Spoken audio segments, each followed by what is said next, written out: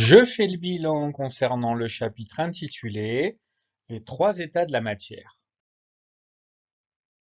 Concernant tout d'abord la nature microscopique de la matière. Je retiens que les espèces chimiques qui constituent la matière sont composées d'atomes qui peuvent se regrouper sous forme de molécules. Par exemple, l'atome d'hydrogène a pour symbole H et comme modèle une boule blanche. Eh bien, quand des atomes d'hydrogène se regroupent, ils peuvent former la molécule de dihydrogène, de formule H2. Le 2, en indice, à droite du H, indique qu'il y a deux atomes d'hydrogène dans la molécule. Celle-ci aura donc comme modèle deux boules blanches associées l'une à l'autre. L'atome d'oxygène a quant à lui le symbole O et comme modèle une boule rouge. L'atome de carbone a pour symbole C et comme modèle une boule noire. Quand ces atomes se regroupent, ils peuvent former la molécule de dioxyde de carbone de formule CO2. L'absence d'indice, à droite du C, indique qu'en fait il y a un atome de carbone dans la molécule.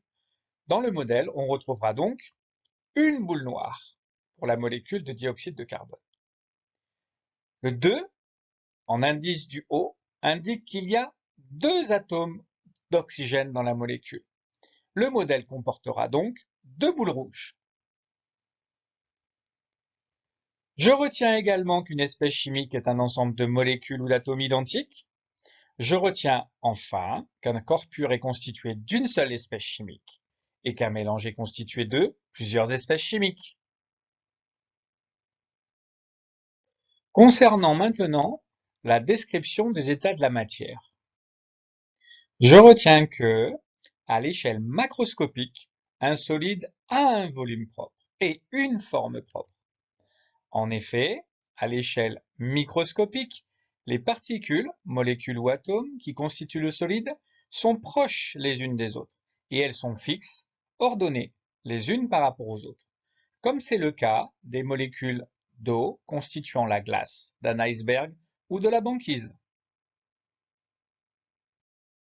Concernant maintenant un liquide, je retiens qu'à l'échelle macroscopique, un liquide a un volume propre, mais il n'a pas de forme propre. Par exemple, l'eau liquide prend la forme du récipient qui le contient. En effet, à l'échelle microscopique, les particules sont proches les unes des autres, mais elles peuvent se déplacer les unes par rapport aux autres, comme c'est le cas des molécules constituant l'eau des océans. Enfin, je retiens qu'à l'échelle macroscopique, un gaz n'a ni forme propre, ni volume propre. En effet, à l'échelle microscopique, les particules sont éloignées les unes des autres et elles se déplacent dans tout l'espace qui leur est proposé, comme c'est le cas des molécules d'eau constituant la vapeur d'eau de l'atmosphère.